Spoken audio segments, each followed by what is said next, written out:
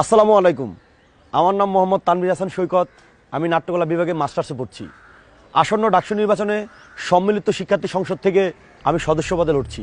আমি একজন বঙ্গবন্ধু সৈনিক, আপনারা সকলেই জানেন। ঢাকা বিশ্ববিদ্যালয় হচ্ছে এমন একটি বিশ্ববিদ্যালয় যে বিশ্ববিদ্যালয় থেকে বাংলাদেশের পথযাত্রা শুরু হয়েছে।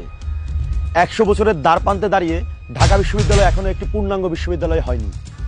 বিশ্ববিদ্যালয়ে আধুনিক লাইব্রেরি নেই উন্নত গবেষণাগার, ছাত্রদের অধিকার নেই আবাসনের সঠিক ব্যবস্থা, খাবারের মান নেই পরিবহন ব্যবস্থা ভালো।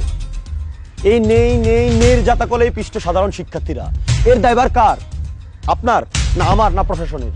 এর প্রতিকারের জন্য বিশ্ববিদ্যালয়ের প্রশাসনকে তার একনায়কতান্ত্রিক মনোভাব থেকে বেরিয়ে আসতে হবে। বিশ্ববিদ্যালয়ের শিক্ষক এবং শিক্ষার্থীকে মেলবন্ধনের মাধ্যমে শিক্ষার সুস্থ পরিবেশ ক্যাম্পাসে তৈরি করতে হবে। বেরিয়ে আসতে হবে এই যান্ত্রিকতা থেকে। আর এর জন্য প্রয়োজন আমাদের সকলের সম্মিলিত প্রচেষ্টা আর সুদৃঢ় পদক্ষেপ।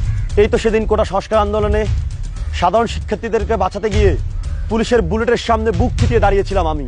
আমার মনে হয়েছে একটি সাধারণ শিক্ষার্থী মার খাওয়ার আগে সে মারটি আমি খাই।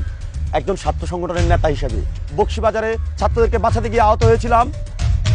বজ্রকণ্ঠে আওয়াজ তুলেছি নারী নিপীড়নের বিরুদ্ধে। সবসময় আপনাদের পাশেই ছিলাম।